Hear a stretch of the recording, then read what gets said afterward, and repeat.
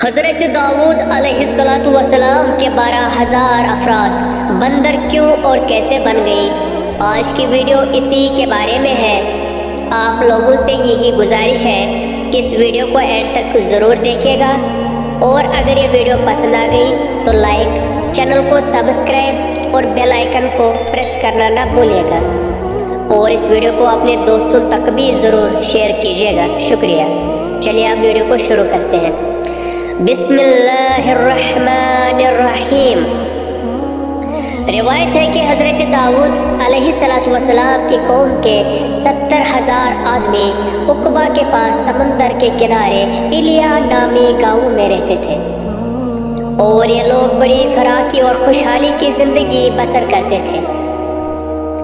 اللہ تعالیٰ نے ان لوگوں کا اس طرح امتحان لیا کہ سنیچر کے دن مچھلی کا شکار ان لوگوں پر حرام فرما دیا، اور ہفتے کے باقی دنوں میں شکار حلال فرما دیا، مگر اس طرح ان لوگوں کو آزمائش میں مبتلا فرما دیا کہ سنیچر کے دن بے شمار مچھلیاں آتی تھیں اور دوسرے دنوں میں نہیں آتی تھی۔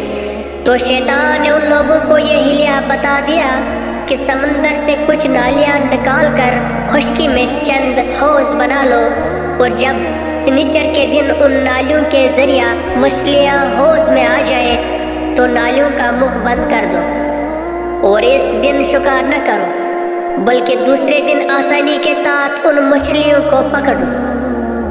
ان لوگوں کو یہ شیطانی حیلہ بازی پسند آ گئی، اور ان لوگوں نے یہ نہیں سوچا کہ جب مچھلیاں نالیوں اور حوضوں میں مقید ہو گئی تو یہی ان کا شکار ہو گیا۔ تو سنیچر ہی کے دن شکار کرنا پایا گیا جو ان کے لیے حرام تھا۔ اس موقع پر ان یہودی کے 3 گروہ ہو گئے۔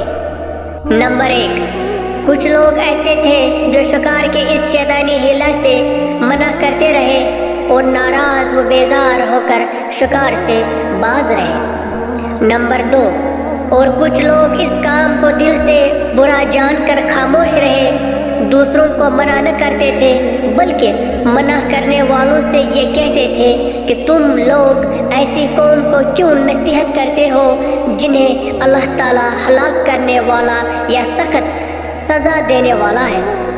نمبر 3، اور کچھ وہ سرکش و نافرمان لوگ تھے جنہوں نے حکمی خداوندی کی اعلانیہ مخالفت کی اور شیطان کی حیلہ بازی کو مان کر سنیچر کے دن شکار کر لیا اور ان مچھلیوں کو کھایا اور بیچا بھی۔ جب نافرمانوں نے منع کرنے کے باوجود شکار کر لیا تو منع کرنے والی جماعت نے کہا کہ اب ہم ان معصیت کاروں سے کوئی میل ملاپ نہ رکھیں گے۔ چنانچہ لوگوں نے گاؤں کو تقسیم کر کے درمیان میں ایک دیوار بنا لی اور آمد و رفت کا ایک الگ دروازہ بھی بنا لیا۔ حضرت داؤد علیہ السلام نے غضبناک ہو کر شکار کرنے والوں پر لعنت فرما دی۔ اس کا اثر یہ ہوا کہ ایک دن خطا کاروں میں سے کوئی باہر نہیں نکلا، تو انہیں دیکھنے کے لیے کچھ لوگ دیوار پر چڑھ گئے تو کیا دیکھا کہ وہ سب بندروں کی صورت میں مسخ ہو گئے ہیں۔ اب لوگ ان مجرموں کا دروازہ کھول کر اندر داخل ہوئے تو وہ بندر اپنے رشتہ داروں کو پہچانتے تھے اور ان کے پاس آ کر ان کے کپڑوں کو سونگھتے تھے اور زور زور روتے تھے، مگر لوگ ان بندر بن جانے والوں کو نہیں پہچانتے تھے۔ ان بندر بن جانے والوں کی تعداد 12,000 تھی۔ یہ سب 3 دن تک زندہ رہے اور اس درمیان میں کچھ بھی کھا پی نہ سکے، بلکہ یوں ہی بھوکے پیاسے سب کے سب ہلاک ہو گئے۔ شکار سے منع کرنے والا گروہ ہلاکت سے سلامت رہا، اور صحیح قول یہ ہے کہ دل سے برا جان کر خاموش رہنے والوں کو بھی اللہ تعالیٰ نے ہلاکت سے بچا لیا۔ تفسیر الساوی جلد 1 صفحہ نمبر 72۔ اس واقعہ کا جمالی بیان تو سورہ بقرہ کی اس آیت میں ہے۔ وَلَقَدْ عَلِمْتُمُ الَّذِينَ اعْتَدَوْا مِنْكُمْ فِي السَّبْتِ فَقُلْنَا لَهُمْ كُونُوا قِرَدَةً خَاسِئِينَ۔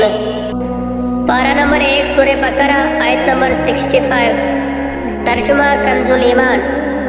اور بے شک ضرور تمہیں معلوم ہے تم میں کہ وہ جنہوں نے ہفتہ میں سرکشی کی تو ہم نے ان سے فرمایا کہ ہو جاؤ بندر دھتکارے ہوئے۔ درس ہدایت معلوم ہوا کہ شیطانی ہلا بازیوں میں پکڑ کر اللہ تعالیٰ کے احکام کی نافرمانیوں کا انجام کتنا برا اور کس قدر خطرناک ہوتا ہے، اور خدا کے نبی جن بد نصیبوں پر لعنت فرما دے وہ کیسے ہولناک عذاب الہی میں گرفتار ہو کر دنیا سے نیست و نابود ہو کر عذاب نار میں گرفتار ہو جاتے ہیں اور دونوں جہاں میں ذلیل و خوار ہو جاتے ہیں۔